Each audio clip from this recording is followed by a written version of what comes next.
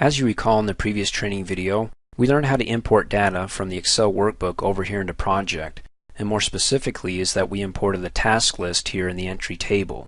Well, that was a custom import, and as you recall we had that little wizard that came up that said, okay, what do you want to import, what don't you want to import, and we said that we didn't want to import the ID field. Well, here I want to show you how to do a custom import map. And what that is, the definition of it, is a set of instructions that traces type as well as the location of data to be imported. In other words, we have our Excel workbook and we have a list of all our fields, and we gave names or labels to those fields. Like we had the task name or name field, we had the notes, we have duration, we have start, we have finish. Well, when you import data from an outside source like Excel, it wants to try to be able to match up those fields. So your task names go to the task name field, the duration, so on. But sometimes if it can't recognize your own handwriting or what your labels are, it'll say, I can't map this, I can't link them, so I won't import them. What you want to do is you want to be able to map them and link them up so the right data goes to the right field here in Project. So your start goes to the start and finish goes to finish, and you don't get them messed up. Now for the example I'm about to show you here is, instead of importing our task list again, I'm going to import our resources. I'm going to come over here and right click on the collapsed view bar to go to the resource sheet, so I can show you that I have no resources here. And my resources are not in Excel, they're actually in the Access database, to show you that you can also import from Access as well as Excel. But keep in mind that you cannot import from what is right now the latest version of Access or Excel 2007. Project doesn't like that. You actually have to take your database and convert it to an earlier version of Access, which would be 2002 or 2003. Once you've done that, you can go ahead and import it. And to import it, you want to follow the same steps as we did in the previous training video. Come up here and click on the Open Folder button. It takes me right to my folder. If it doesn't take you there, navigate and get to it. And then again, it's only looking for project files, so I need to click on the drop down arrow and look for my Access database.mdb. Now, if it was .accdb, that's 2007, and you won't be able to import that. MDB is an earlier version of Access of 2003 or 2002 early on, okay? So keep that in mind. If you can't see it here, you cannot import it. You can go to all files and be able to see everything, but no, you're just fooling yourself. You only be able to import what you see down below. The all files just gives you an idea to see what's in that folder. Okay, Access database, double click on my resource teams, but before I do that, let me go ahead and show you what's in that database. I'm going to go ahead and minimize my project down to the taskbar. Going to go ahead and double click on my resource teams database to open it up, and I've got two tables here.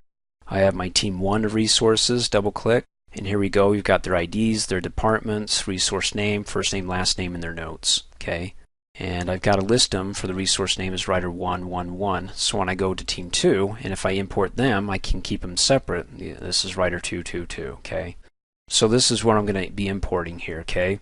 I can import both or just one. I'm going to go ahead and just do resource team 1, close out, go back down to the taskbar and restore my project program, and then let's get started again. Click on the Open Folder button on the toolbar.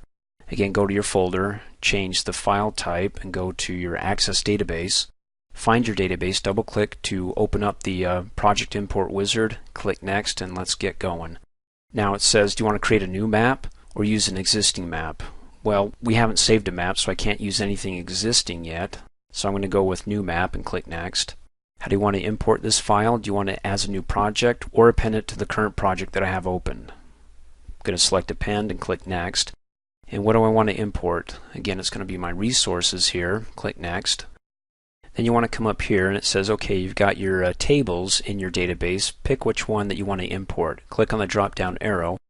And I've got two of them. I want to import my team 1. Down here it's got a list of all the fields within my database, and then over here Project is trying to figure out what is comparable, the field that it can match up or map or link to with the database field. So far it's only found 2. It's got the ID here, and if you scroll down it's got the notes field in my database field matching the notes field in Project, so it can bring those over. But what about my resource name? Let me scroll up.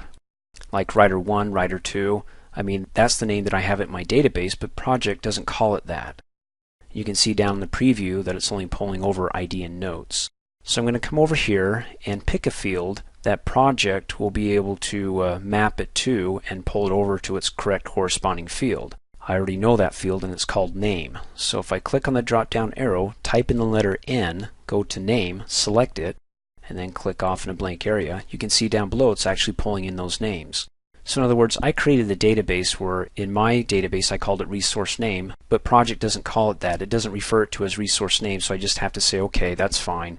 Just make sure that my resources, their names, are actually mapped and linked to the name so it can pull over here in the resource sheet view under the resource name label. So again, you want to look at the preview down below to make sure that what you see down here is what you want to pull in.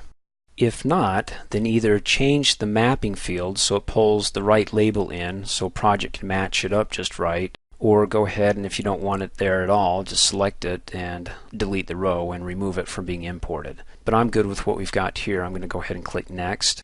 Now, I had to map the resource name in my database to the name field in project, and I don't want to do that again when I have to import from the same database. So I'm going to go ahead and save it so it's already set up for me so I can just quickly run through the wizard. And I'll call this My Spiffy Mapping. Click Save. It's done. Click Finished. If you get this error, again, follow the instructions in the previous training video so you can actually set this up correctly so you can import those older files. So do I want to continue? Click Yes, and excellent. Imported all my resources.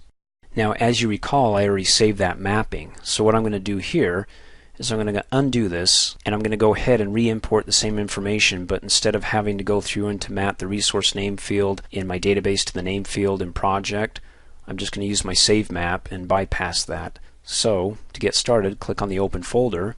Again, go back to the same database that you want to import your information from.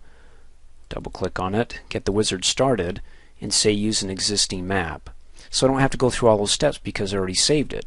Click Next, and it was My Spiffy Mapping. Click Next. I can append it to this project here. Click Next. Again, it's going to be Resources. Click Next. And look, it already had it all mapped for me because I saved it. I don't have to come back in here and go, let's see, I better change this to the name field.